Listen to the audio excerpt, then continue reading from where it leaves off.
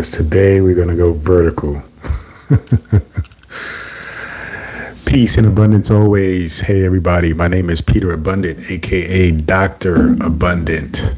I am a ordained minister and a Ph.D. in metaphysical sciences. My mission is to empower you to become a conscious creator of your reality, thus creating the reality that you desire. All right. So we're going to go into conscious creation, law of attraction, manifestation, materialization, all those things. Today, we're going to focus on magnetizing yourself to attract the things that you desire. Then I'm going to share with you a technique on emotions and how to emotionally align yourself with that which you desire in order for you to attract it. So first, let me give you my backstory, my origin story. So many years ago, when I was in my teens, late teens, I was curious about my relationship with God, with the creator, the source. And at the time, I was traditional Methodist, didn't really go to church much. We only went to church on particular holidays and special occasions. But there was something within me that desired to know more. And I talked to my mother about it and told her I was fascinated and I want to actually study different religions. And so at the time, there was only two religions I really knew of, Christianity and Islam. Islam, because my aunt, who passed away, rest in peace, she was Muslim, thus had, children, and my cousins were Muslim. So as I would interact with them, I was fascinated because I would catch certain things. And so at this point, when I decided to be curious and learn about different religions, I decided, okay, let me see if I can study this, go to a school for this, and see if it resonates with me. And that's what I did. I attended a school in Corona, Queens, New York. I'm from New York, and was really fascinated and learned a lot about the religion. But it really didn't fully resonate with me completely. So I decided to continue on the journey, and I knew that I was going to learn many religions, not just pick one or the first one that I was exposed to, right? So I decided I was going to study more. So after going to that school, my mother told me about another school, which was away, right? Which was like a dorm setting. And I was fascinated by that because at the time I was preparing to go to college, and I figured it'd be good for me to go away, deal with a diverse group of people, right? Which it was, and I loved it for that. But the school was Seventh-day Adventist. For those that don't know, that's a Christian denomination where they go to church on Saturday. They also, most of them are vegetarians, so they have more of a mindful, healthy way of living. If you're into like health and into like the blue zones, that's a study that was taken on the communities that live the longest. You find that the Seventh-day Adventist community actually fit into those blue zones. There's a place called Loma Linda. I think it's called Loma Linda. It's in California. That community is a huge community of hundreds of thousands of people, I believe, and they're all Seventh-day Adventists. So they all eat more of a plant-based diet than most of the world, and thus that's why they live longer, and they're pretty active as well. So took some time, went to this school, went away. I was there for 2 years. I was even converted Seventh-day Adventist because it resonated with what I was taught. That's what I would say to that. Because remember, I was brought up Christian. And so when I went to the Seventh-day Adventist school, it was also Christian. And, as they laid down the Bible and read their points and outlines, it all made sense to me. So I was like, okay, this must be it. Went to college, flunked out of college, and came back home to New York, which allowed me to really, really explore other religions because, New York everything is there.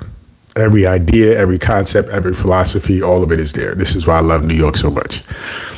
So when I got to New York, studied Buddhism, studied Baha'ism, the list goes on and on. Eventually, it led me to metaphysical sciences by way of studying things like hypnosis, right? Studying things like affirmations, law of attraction.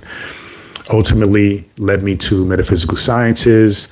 I found a program online where I was able to study various philosophies and understandings of how to connect with the world, how to connect with yourself, and thus got me to this point. So what is metaphysical sciences? To me, metaphysical sciences represents spirituality, essentially. The different forms of spirituality, the different ways we connect with our spirit, the different ideas, concepts, anything from being a breatharian, where people don't eat and they just breathe and get sunlight and claim that that is enough for them to sustain life, to basic religion, Christianity, Islam, crystals, all these different things. Water, the power of water, and how we can basically infuse positive or negative energy, emotions into water. So be mindful about your water. When you pour your water and drink your water, say positive things, okay? There's a study by, I believe the doctor's name is Emoto, or you can look it up. It's called Miracles in Water. Miracles of Water.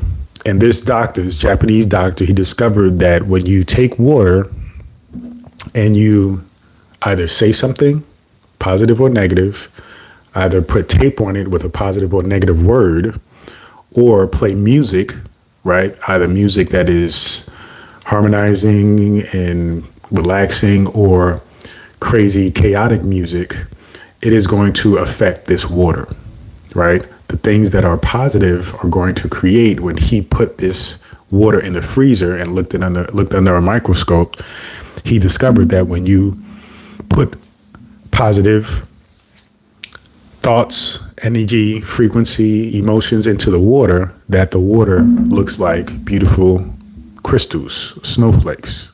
But if you put the water with negative emotions, then it's going to be, long story short, ugly, right? It's going to be very unappealing. And so you have to be mindful about the water you drink. You have to be mindful more so about who you are and what you say to yourself, because you are more than 75% water. So the things that you say, how you feel, your emotions, that creates a vibration or frequency by which your fluids will adapt to, resonate with, right? Basically take on and absorb. So you have to be mindful about all those things.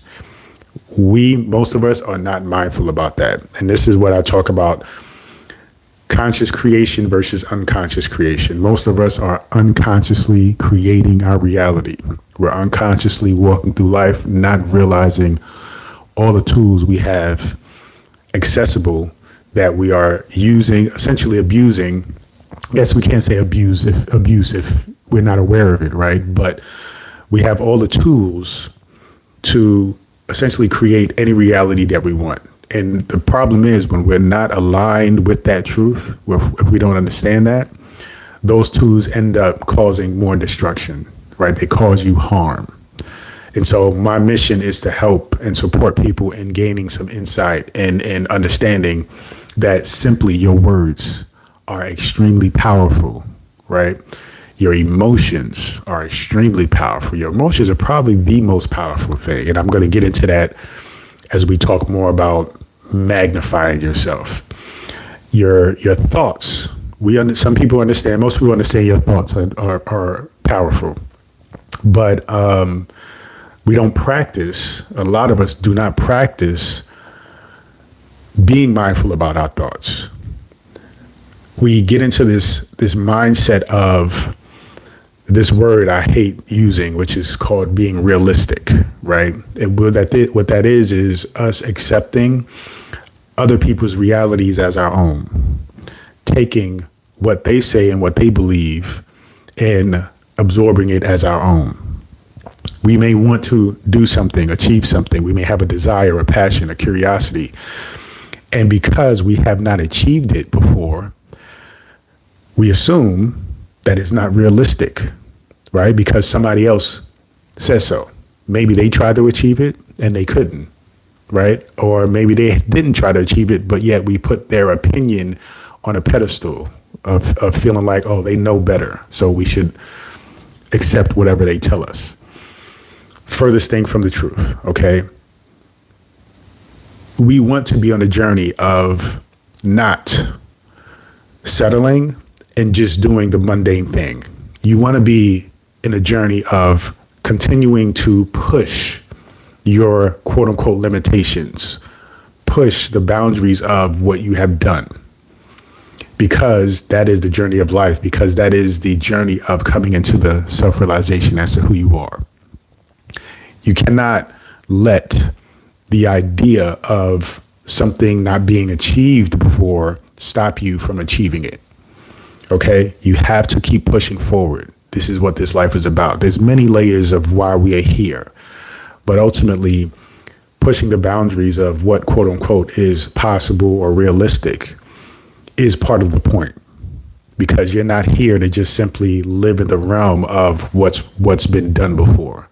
We're all here to push the boundaries a little bit more for ourselves, but also for the collective. Okay, that is the part of the journey. That is part of the adventure. So what I want to get into today is magnetizing yourself, becoming a magnet of attraction. Now, when I talk about attraction, I'm not talking about simply just sitting and and just waiting for something to happen, sitting and visualizing and just waiting for something to happen and something to just fall on your lap. It does require action. Now, we are physical beings, so that means we have to do physical things. That is part of our nature. That is part of what we're here to do. So, it's important not to get twisted with this idea of law of attraction and how we're supposed to just visualize and things are just supposed to happen to us. There's a happening from us that we have to acknowledge. And when we do that, then we are in alignment with all the things needed to actually manifest in a proper way, in a really balanced way. Okay. So magnetizing yourself. When you think about creating a magnet, and I'm not a scientist in that way, but it requires something like a piece of metal, iron, maybe metal, and it needs to be electrified with some kind of a electromagnetic field, electricity, so to speak. Now, think of yourself like this iron rod, right? This conductor, this thing that is going to hold in and have this electromagnetic field or energy. And the stronger that electromagnetic field is, the more it's going to attract things to it, right? When we talk about a magnet, usually is attracting other metals. But for us, we're talking about attracting the things that are on our minds and in our hearts, the things that we desire, the things that we are passionate about. So in order for you to magnetize yourself, you have to get in touch with your emotions. You have to be one that recognizes that your emotions are a part of what motivates, what fuels you to take action, to move. If you had no emotions, right, you wouldn't do anything. Nothing will get done. But it is by way of your emotions do you do things, even the things you don't want to do. You do them. You have emotions that comes with that, right? Going to a job that you don't want, there's emotions that come with that, right? The emotions or the idea of not being able to pay your bills or support your family creates an emotion. And that emotion allows you to get up, right, to move and go to work. Yeah, other emotions come with that, because then the emotion of being frustrated or the emotions of being upset, that you have to go to this crappy job, right? Is part of that. But then you have people who are blessed to have a job that they love. There's emotions that come with that, and that allows them to get up and go to that job. When you are in a relationship, when you think about this person, hopefully there are emotions of happiness that come about when you think about being with them, and that motivates you and moves you to go and meet them, to go see them, to spend time with them, right? Same with your kids. So everything that you do should be and will be connected with emotion. A lot of times we don't really acknowledge them or recognize them because we're so busy going through the cycle, right? We're so busy going through the movement of just doing the thing. And this is part of the issue with unconscious creation. We're just going through the motions, and we're in this habitual state of every single day the same thing, and giving up on essentially what it is that we want to do versus what we feel like we have to do. And there is a balance that can happen. That's like part of the point here. Understanding, yeah, there are things you have to do. Sometimes you have to work a job. But if there are things you decide that you want to do, then you have to align yourself properly to make sure that the things you want to do replaces the things you have to do and becomes kind of a hybrid, right? Things you want to do actually sustain you and maintain the things that you have to take care of. This is the point, and this is what a lot of people really are looking for when they begin looking into manifestation, spirituality, and personal fulfillment. They want to create a life that will sustain that fulfillment on many levels, not just the spiritual esoteric levels of life, right? But expresses itself through even to the superficial, quote unquote, shallow areas of life, like even the clothes you wear or what car you drive or the home you live in. Like, wanting a particular lifestyle is fine. It's completely fine. It is something that you should strive for and work for and make happen. And so getting back into the emotions, magnetizing yourself, you have to think about these emotions that you're feeling as conductors. They are generating this energy that allows you to continue to move, but also your mind also is moving at the same time.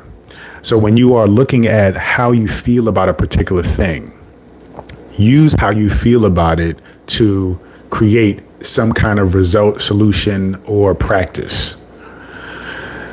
When you get into how you feel about it, you get into a state where you feel like you are connected with the thing. So like a lot of times with emotions, we do a few things. We visualize ourselves having the thing already, being that person already. And what does that feel like? That's very important because that sets the tone.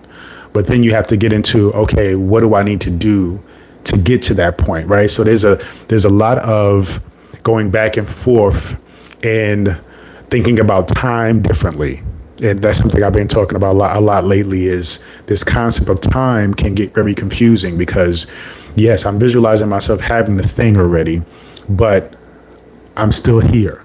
What do I do now to get to that point, to get to that future self? You are that future self. You are the now at the same time. So you have to bring those points together. You bring those points together with consciously acting out, playing the role, being the person. You have to also use the emotions of not wanting to continue to be who you are now, right? Which is really what I'm talking about, is the ways, the things, not exactly who you are now, but, say, for example, a job. That's something that's common. So that's why I keep bringing up a job that you don't like. You're at a job that you don't like. You constantly have to go to that job. Yes, you are visualizing yourself being that person that is doing what you desire to do, whatever it is, right? Pottery, crocheting, playing, flag football, whatever it is, playing, what's the new thing right now, pickleball. Whatever it is that you want to do, you can most certainly create that for yourself. But currently right now, you still have to go to a job. So what do? Yes, you visualize yourself in that future moment. You align yourself and do the things to connect you with that moment, with that vision of yourself. But you have to acknowledge the practical element of, okay, where are you right now? So it's just a matter of aligning yourself, aligning your thoughts, your actions with that person, with who you really are. That's my belief, is who you really are. You're just kind of practicing precognition, right? You're seeing yourself in a distant future, and now you are doing the things that align with that future. And so you have to continue to just use your emotions, be practical with your actions. And practical is absolutely subjective, right? But you have to take action. You are the only one that knows what you really need to do to get to that point, to bring that future self in the present moment, right? Because what's happening is, here's your present self, here's your future self. They're essentially coming together. It's not really you going to the future, right? It's kind of you creating this connection between the two at the same time. Now, there's one thing I wanted to share that's been like sitting in my head for a while. I was listening to a podcast that talk about action and doing things, and they said this expression that I've heard many times before, and it goes like, the way you do one thing is how you do everything. And for some reason, that expression just doesn't sit well with me. And the expression again goes, the way you do one thing is how you do everything. So essentially what the expression says or means for a lot of people is, if I am I'm training for a marathon. If I am slacking off, right, and I am not training or being consistent with it, that it means that in every other aspect of my life, I am the same exact way. Now, this is why I have issues with this statement. And trust me, it's going to come back to why you're here and what you're listening for, right? Some support on creating and manifestation and spirituality. Now, everything that I do or everything that's done is not going to be perfect. It's not going to be something that I'm going to give 100% to, because if it doesn't 100% align with who I am, then obviously I'm not going to be that enthusiastic about doing it. But now, if you're talking about something that I am purposed to do, that I am created, that I am custom built for doing, and that happens with time and self-awareness and practicing and understanding who you are, then you realize, okay, this is my thing. This now I can do, and I can put all of myself into because I love doing it, versus feeling like everything has to be this 100% intensity, all out sprint, right, to get it done. It doesn't work that way. So don't feel bad if you go to your job, you hear an expression like this from somebody who's successful, and you assume that this is the way it's supposed to be. You go to your job, you don't like your job, you're slacking off on your job. Don't feel like you are going to carry that energy into something that you're passionate about, because something that you're passionate about is made for you to do. You are made for you to do that thing. So it's not about this is the way you are with everything, because a lot of people take that in. They assume, they know they're bullshitting at their job. They know they're not doing what they're supposed to do. And so they carry a sense of guilt and shame into the thing that they're actually curious and inspired or really want to do. Okay, or they feel like they have this imposter syndrome that, okay, well, I'm not even good at my job, something I do every single day. How am I going to be good at this thing that I truly want to do, right? I'm truly curious by. You have to understand, again, you are custom built for a particular thing. It is your duty, it is your responsibility to find out what that is.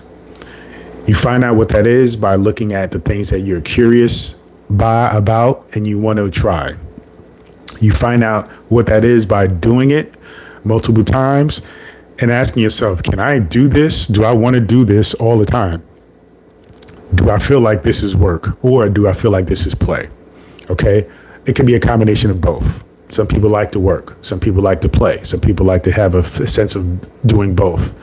I'm a little mixture of both, right? I want to do work and play. My work is my play, right? How can I turn my work into play?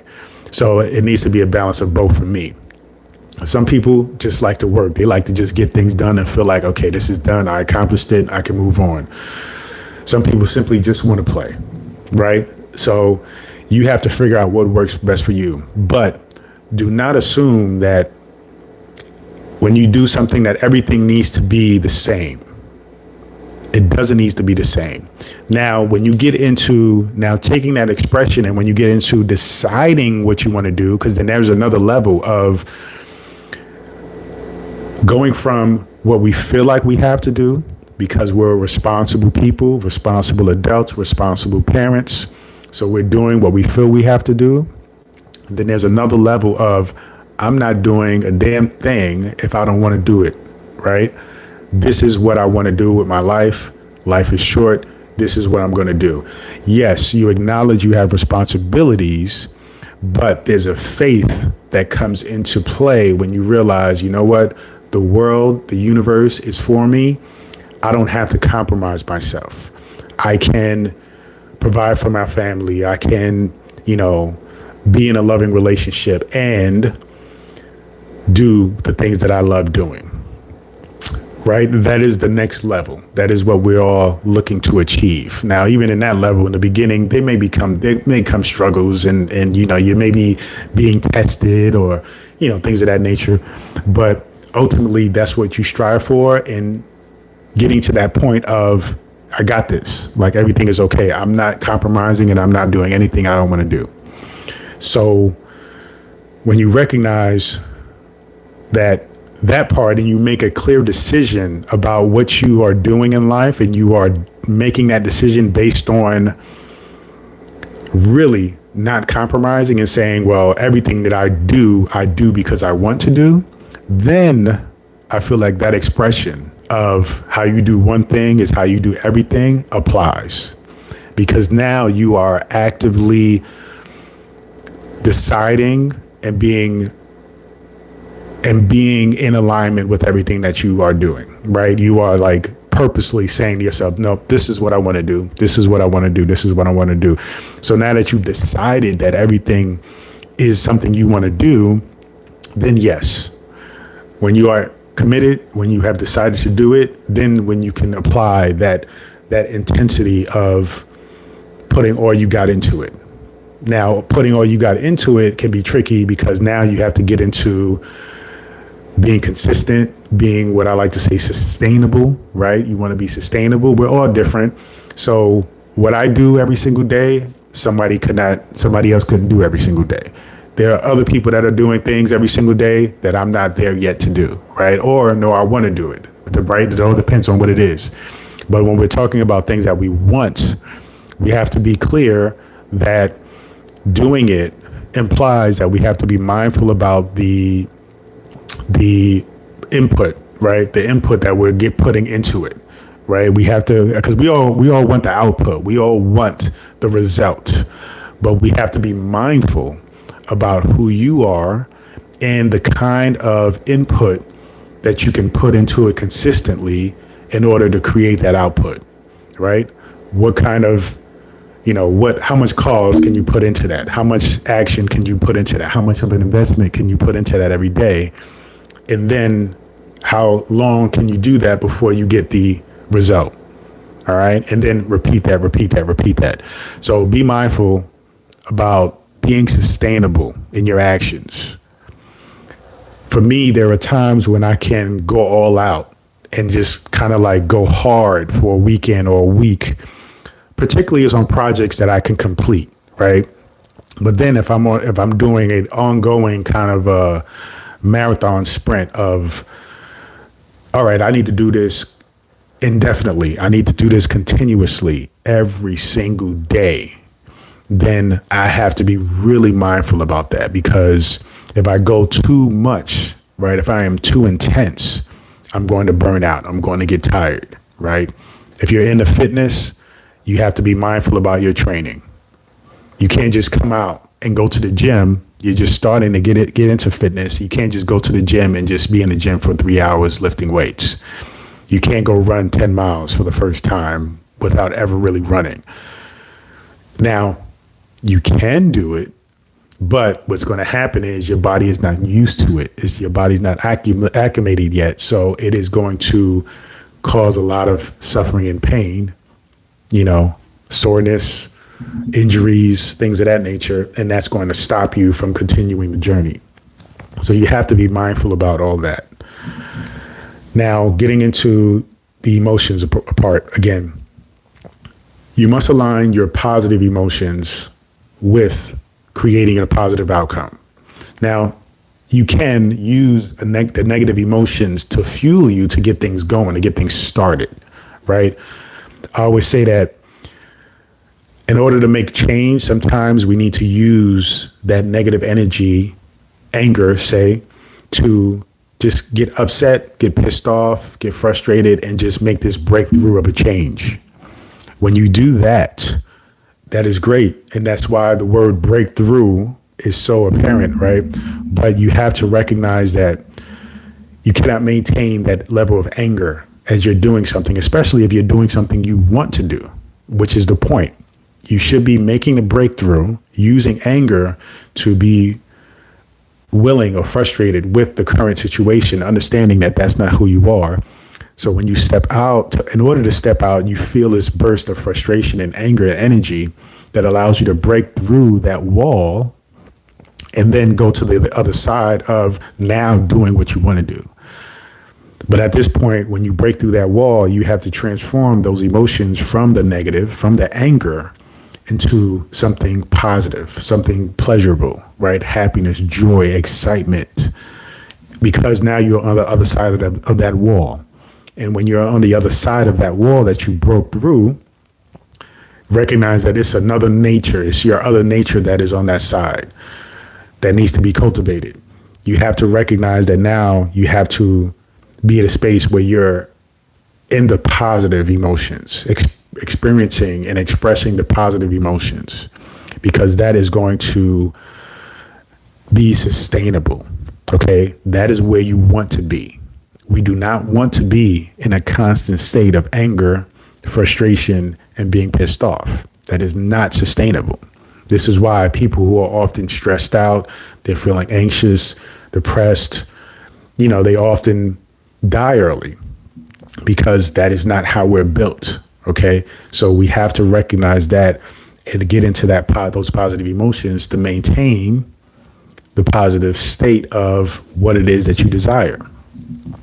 Now, the negative emotions, like I said, have purpose, but that is not where we are supposed to sit. That is not where we're supposed to live. Okay.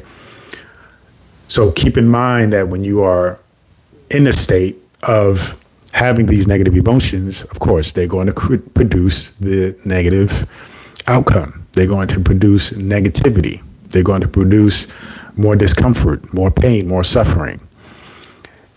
Use them, but only in a very acute and quick sense. Use them, but you have to get over that and you get into the positive emotions in order for you to truly attract what you desire. Because the negativity is going to attract the opposite. The negativity, the fear, the anger, that's coming from the ego portion of who you are. Now, you follow me. If you follow me, the ego is not the enemy, right? The ego is not the bad guy. Though you can become the bad guy when you identify with the ego, right? You can become somebody who is suffering and in pain because of the ego when you identify with it and when you are not managing your ego. But the very nature of the ego is not to create a mess, right? It's not to create suffering. Its intention is really to protect you from harm. The problem is we don't recognize that change, right, can appear scary. It can appear like we can hurt ourselves, right? Because we can create these stories of what if it doesn't work out? What if, if I fall flat on my face? So that's all the ego. That's all the ego talking. But the other side of that is, but what if this is my purpose, right? What if this is exactly what I'm here to do? What if I am successful? That is consciousness. That is the part of you that is your truer self. So when you align with that and you move with that and understand that even if you do fall flat on your face, consciousness to recognize that, oh, that's part of the lesson of you coming into what it is that you're really supposed to do. You see, it's the positive outlook, the silver lining about all the things that are happening. So be mindful, just to recognize that the ego has its place, but you have to manage it appropriately. Okay. Manage it appropriately. It'll definitely be something that you can add to your arsenal of tools that you have to create the things that you want. So the more positive emotions that you are using, the more positive you become to attract the positivity, you see. So that's how you become this magnet of attracting the things that you desire. Now you attract the things that you are desiring because you are constantly thinking about those things. You are constantly strategizing, figuring out, some people say, don't worry about the how, just do, right? I don't think that makes too much sense, even though I get the philosophy about it, but I like to think. I like to think about what can I do right now? How can I get from point A to point B? Now, I'm not attached to how I get to point A or point B. It doesn't have to go exactly as I planned. And I understand that I have to be flexible, right? But I like to think about the whole big picture. And so thinking about the how, that's okay, right? Just be able to adapt, right? But the positive emotions is going to keep you in motion to actually create the things that you desire. Your thoughts, the way you speak, the people you surround yourself with is going to cultivate this environment for you to actually attract that thing and maintain and keep that thing. Because you can attract something, right? But say if you, for example, you attract your dream business, right? You create that business. And then you're in an environment where you're around people or you get into a relationship, right? That the person in that relationship is maybe jealous of your business. They don't appreciate the business. They don't appreciate your purpose behind this business. And all they want to do is spend money and go out. Then there's a misalignment there. Okay. And that relationship is going to cause problems with your purpose because your business is your purpose. That's the way it should be, I believe. So you have to be mindful about all those things. Okay. So now I want to get into, now that I mentioned that, I want to share with you a technique. I've been working on developing techniques for everything just to be practical about this journey and not just listen to me talk, but things that you can actually practice. All right. I did one for, let's see. It was for emotions. Let's see. I'm going through all the ones that I did. If not, okay, here it is. 4-point alignment practice. All right. So to master mindfulness, all right, consistency with manifestation, you must align your thoughts, your speech, your actions, and your environment. This is exactly what I was talking about. So step one, all right. Step one is morning intention setting. So when you wake up every morning, say this morning after you get off the call, take 5 minutes to set a clear intention for your day. The morning is very important to me. The morning is this is why I do this call in the morning on Mondays, because most people on Mondays have to go to work. Monday morning, let's talk about setting that intention. What are we going to do not only today, but for the remainder of the week? So at the beginning of a journey is when you set that intention, is when you get clarity as to what you're doing and why you're doing it. Okay. So this is why I do pretty much everything important to me. I do in the morning, usually.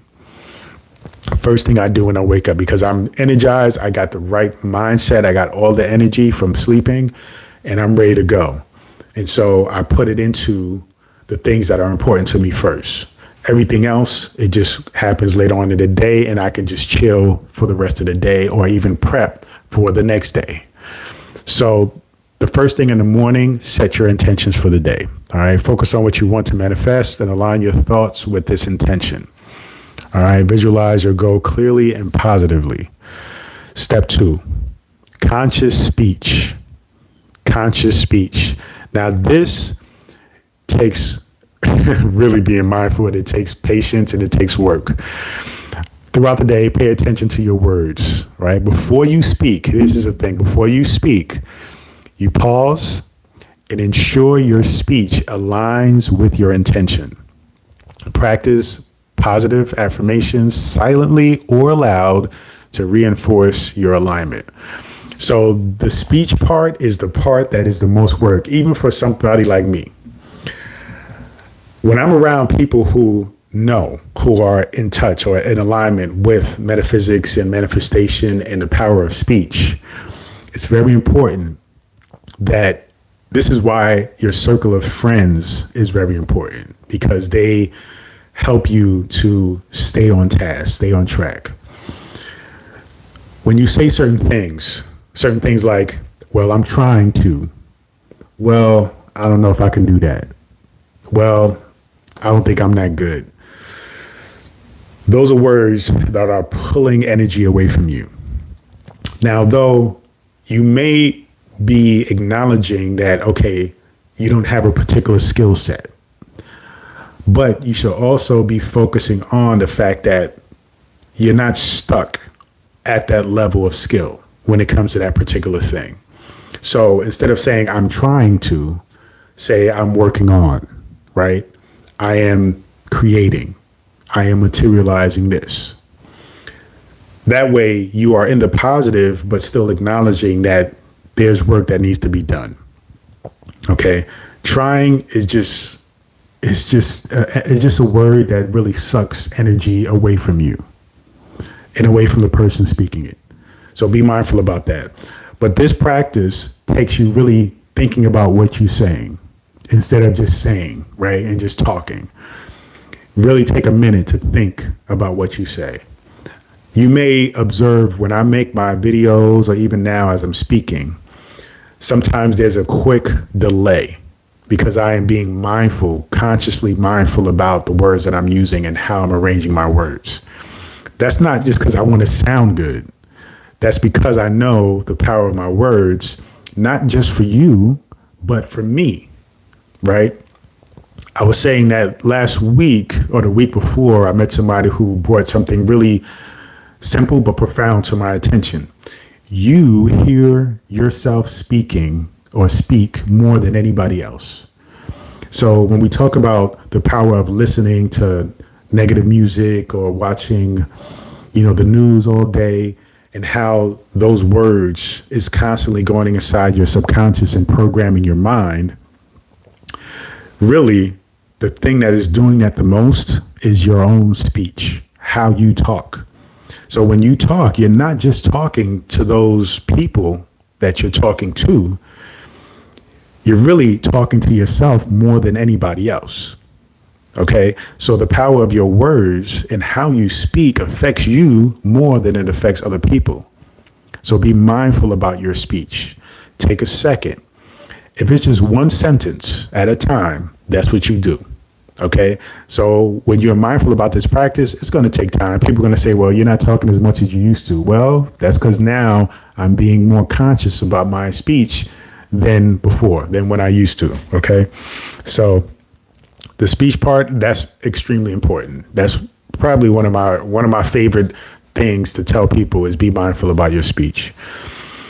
The third step is aligned action.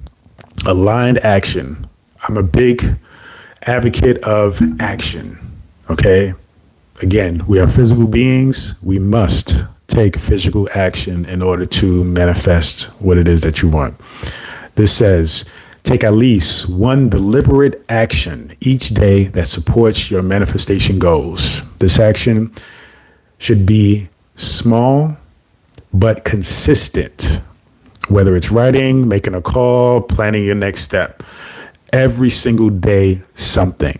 do something that relates to what it is you are creating, what it is that you are manifesting, materializing every single day. This is why, again, it comes back to sustainability. Don't just go hard one day, all day, and then you fall off for weeks or months. Be consistent every single day, right? Just like brushing your teeth, just like taking your shower, just like eating your food. You do those things every day, right? So if this is something you want to manifest and materialize, then you simply focus on making sure that it's a part of your daily rituals, your daily habits. And finally, step 4, environment check. Check your environment. At the end of each day, reflect on the people and environments you've engaged with. Did they support your goal? Okay. If not, consider ways you can adjust your surroundings and interactions to better align with your intention. Your environment, your environment, your environment. Think of planting a seed, all right? Planting a seed, planting it in like, I don't know, let's say, I was going to say concrete, but I saw an Instagram video the other day where this woman was actually burying or creating a garden within the bricks of concrete. So I was like, okay, I can't use that anymore as an example, but you get the point, right? Planting a seed and just probably maybe just leaving it out on a piece of wood and expecting it to grow. Like, you have to cultivate the environment. You have to bury it, make sure the soil is moist, has nutrients. You have to water it. You have to make sure there's sunlight. You have to make sure there's warmth, things of that nature. Okay. So your environment represents that.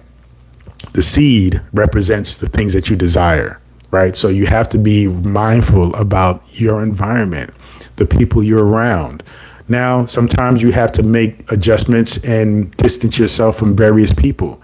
If somebody you're around is constantly negative and just in a space where they have no accountability for themselves, their words, their emotions, you got to pull back from those people. Okay. I'm not saying you cut them off, but you got to distance, and you have to, realign or relabel what that relationship looks like. It's really hard when you're in a relationship with somebody, a romantic relationship with somebody, and they're just not aligned with this way of being, right? With the right thought, with the right, environment, with all those things. And, it feels impossible, and it creates a separation within the relationship, even though you're in the relationship, so that's why it's important to really be aligned with your partner. But ultimately, it's true what they say. The 5 people you're around most represent you, right? They represent how much money you're going to make. They represent and what kind of goals you're going to achieve and create, what you're going to materialize. So you have to be mindful about really associating and connecting with people who are about doing something, right? Just like you are, right? And elevating, just like you are. Like I am myself, I'm connecting with people who are in alignment with spirituality and metaphysics, but yet have goals that they want to achieve, right? They have ambitions. So I'm understanding now that I have to connect with these individuals to create a united team of people who are on the same page, to hold each other accountable, to inspire, to help and support, and understand each other. Because sometimes the spiritual path can be a lonely path, because there are not a lot of people who are conscious as you, who are on this journey like you are. Sometimes for many of us, we are the quote unquote black sheep. We're the weird one, right? The one that's different. And so that can be very, very lonely. And so you have to find people like you, you have to find your tribe in order for you to feel at home and feel comfortable, right? To be yourself, and thus not have to, code switch or be weird or have people say things about you and make fun of you, whatever the case is. I mean, who cares what they think? But the reality is, if you're coming from a space of abundance and positivity and thinking about metaphysics and all the things you can create, then, a lot of times that comes with something, because people can be closed-minded. There are a lot of people that can be closed-minded, and they can, feel away about your ascendance, right? Your elevation, you evolving to another space, Why we got to be weird. But, it's like when you're on this journey and you're walking this path and you're speaking correctly and you're there, then you're going to stick out, and recognize that you're going to stick out. And when things stick out, usually things get picked on. But recognize that when you stick out, you are being a beacon. You're being a beacon for other people to see what you're doing, right? They're paying attention because you're sticking out. So they're paying attention. Now, that doesn't mean you take that on as pressure, like they're watching me, so I got to make sure I manifest this stuff. Continue to have faith, continue to stay in practice of all these things. But then when you are in alignment and you are materializing, then those same people who may have poked fun at you a little bit, may have thought you was weird, they're going to start asking you questions. They're going to start saying, oh, wow, you did say that. You were going to create that, and I thought it was weird, and I thought it was unrealistic, but you made it happen. How did you do that? Right? That is the purpose here. That is part of the purpose. The purpose here in this spiritual journey is understanding who you truly are, being the creator of your reality, understanding that, but also inspiring others to see that for themselves. And we do that by materializing these things, by creating the money that we desire, by creating the relationships that we desire, right? By creating the personal fulfillment that we desire, the happiness, right? To smile every single moment, every single day, to be in gratitude about life. When people start seeing that, that is when they come to you. Now, from the weird person to the person who is successful in making things happen. How are you doing this?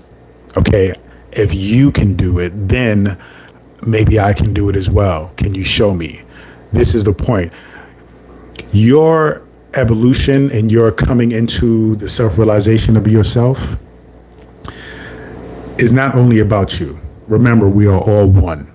This whole thing is one, okay? It's one experience, it's one reality that we're sharing. Yes, we create our own reality individually, but we are influencing other realities as well, just like they can influence your reality. That's why you have to be mindful about who you associate with, who you hang out with. So understand your responsibility is, yes, to create your own personal self-fulfillment, but also by doing so, you are inspiring others to do the same thing. Okay. And I'll close with that. We're almost at an hour. Everybody, I appreciate all y'all that joined today. It was a pleasure. Sorry about the vertical. I'm still figuring out the vertical horizontal view. Thank you for joining me today. I'm really loving these Manifestation Monday morning calls and going live. I've been reluctant to go live for a long time, but this is working for me. I'm feeling this. So I thank everybody, thank the hearts, thank everybody who's been supporting for some time now. I appreciate you always. I look forward to continuing to share with you and support you. Thank you for supporting me. All right. So listen, if you guys are interested in my conscious creation membership, feel free, go to my blog and hit upgrade. Then for those people, I'm going to be doing more calls like this, but it's going to be just exclusive, just for those members. Check it out. If not, I'll see you next week. Look out for my videos. Thanks for everybody for watching the videos. They are actually starting to, grow and get more views. So thanks for that as well. I really appreciate all your support. Listen, it is Monday. Now, for some people, that means something different. For you, the reason why I do Manifestation Mondays is to actually help you to set the tone for the rest of your week and start being mindful about each second, each day. You get to decide what you're doing here. Okay? Don't let society, don't let the old programming ways of thinking keep you from your dreams. All right? Make them happen. Thank you so much. Peace and abundance always.